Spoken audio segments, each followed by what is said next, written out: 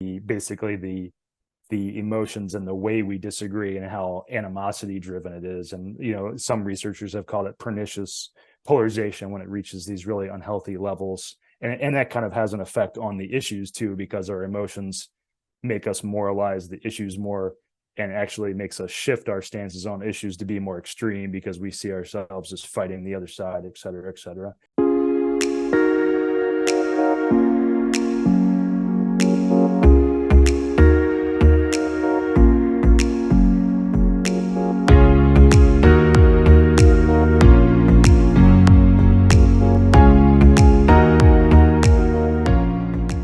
Hello, everybody. Thanks for joining the First Amendment Museum for another episode of our one-on-one interview series. I'm Max Nospish, the manager of education and visitor experiences. Today, I'm joined by Zachary Elwood. Zach, if you want to take a moment to introduce yourself.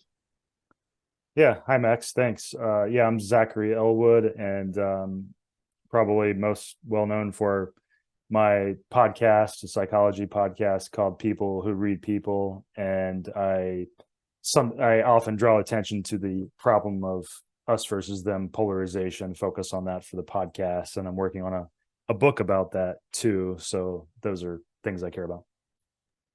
Excellent. So what is political polarization? Yeah, that's a complex topic. And to be clear, I'm not an academic, and there are people that would probably be more well versed in answering that. But I'm someone who tries to draw attention to this issue. And I would say, it really breaks down as you can break it down by like ideological polarization, which is like belief polarization, splits in beliefs, divergences of beliefs. But then more importantly is the, what people call emotional polarization or psychological polarization or affective polarization, which is basically us versus them feelings, more emotional, animosity driven. And you see that's really the problem when people talk about polarization. They're not so much talking about disagreeing on issues, but the emotions and the way we disagree and how animosity driven it is. And some researchers have called it pernicious polarization when it reaches these really unhealthy levels. And that kind of has an effect on the issues too, because our emotions make us moralize the issues more, and actually makes us shift our stances on issues to be more extreme because we see ourselves as fighting the other side, et cetera, et cetera. So I think that's really the focus is on the emotion, which doesn't get enough attention, I think, in the mainstream. We focus so much on the issues. And how is political polarization affecting American society and government?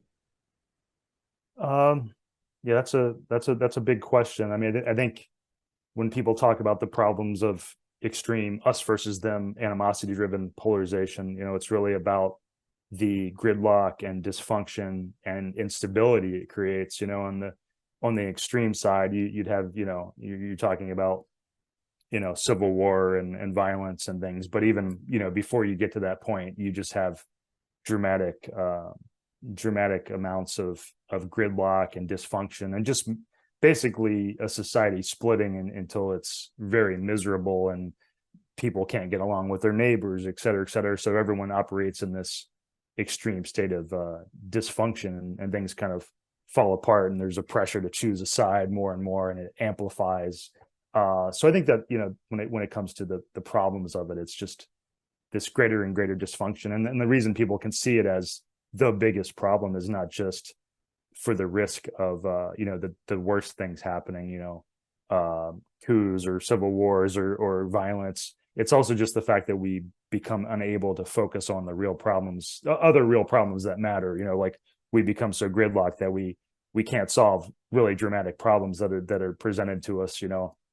Especially in the modern age, is like more issues become more and more global and big, basically. So, what is the source of political polarization in the US today? Where did it come from, or where is it coming from?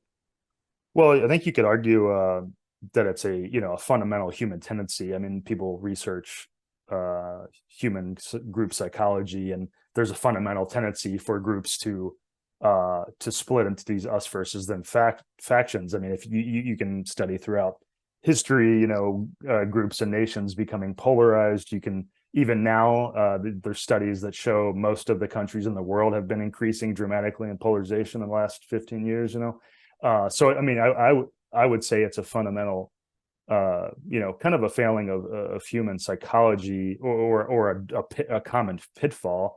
But for the American situation specifically, I mean, there's people that will say, the form of American government, the way it's set up, is actually conducive to polarization. I think his name is Juan Linz, who wrote about.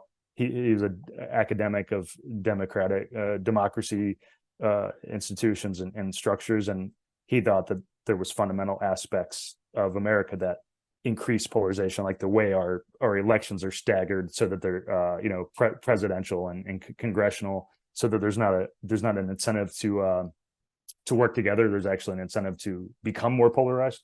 So there's various factors, there's psychological, there's institutional, but I mean, I think to me it really comes down to the human element of, we're just kind of fundamentally, driven to form these kind of us versus them perceptions of the world, and a binary perception, and define ourselves by what the other group is not, et cetera, et cetera. Yeah, that's how I would see it. Are other countries experiencing similar levels of polarization as the US is? And what are some notable examples? Yeah, I actually did a podcast about this with somebody who studied that, Andrew O'Donoghue, who had written a book about specifically democratic countries that have been divided throughout the world. And there's a lot of examples of other countries. I think the people have said that the America is polarizing more swiftly than the other countries, and I think that's probably for that's for a lot of reasons. We could get into the form of government thing that I mentioned, maybe. I mean, that's the thing. A lot of these things, we tend to try to look for like silver bullets. Peter Coleman, who's written about polarization and conflict resolution in his book, The Way Out, about American depolarization, he says, we often try to look for these, like, oh, what's the reason for these things, when really there's all these contributing reasons, and it kind of gets back to that psychological element of, like, there's all these ways it can play out, but what's kind of at the heart of it is this tendency for us to form into these groups, these us versus them groups. But yeah, for people who are interested in that topic, I really would recommend, like the episode of my podcast about other countries across the world being divided, and the interesting thing is, they can play out with all these different issues.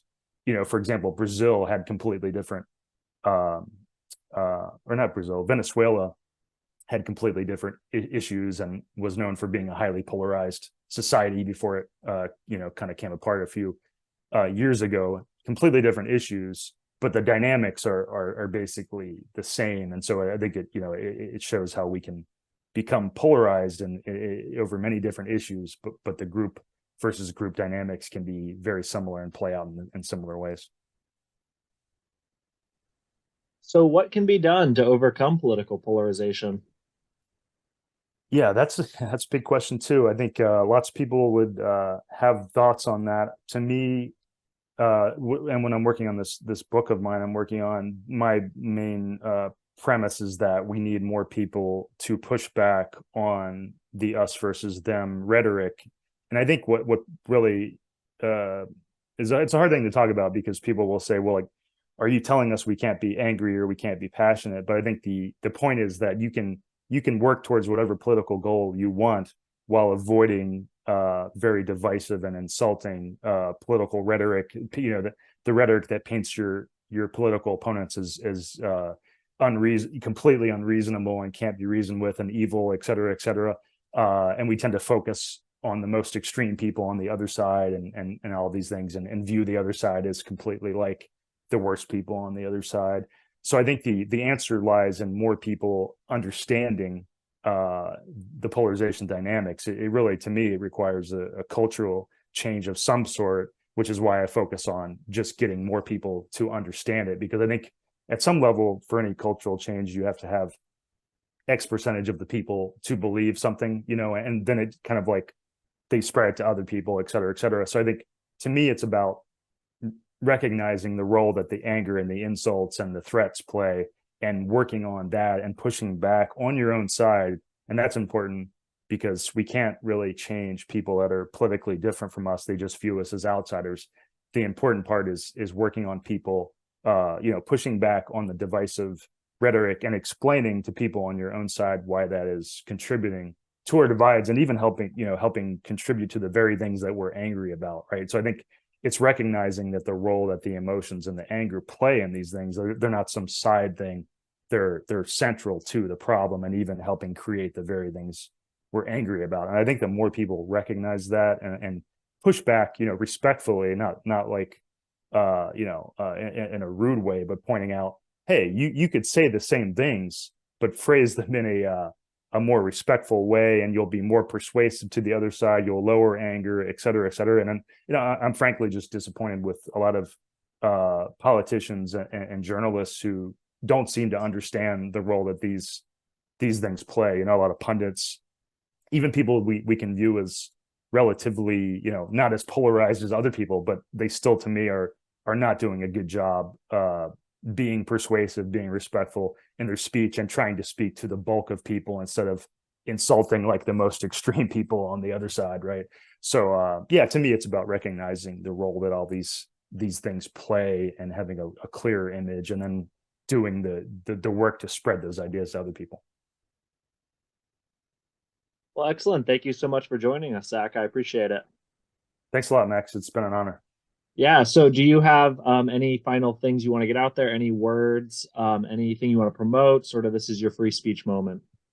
Oh, I'm not good at the promotion, but I will say, I have my podcast that people like, whether you like psychology or behavior, or if you just or if you're interested in the polarization problem, I'd recommend that. And I have the book I'm working on, which hopefully will be done in a few months, taking longer than I expected. I have a website for that at american-anger.com, and I have polarization resources there, like all the books that influenced me basically, and my recommendations for them. So even if you don't read my book, you can check out those.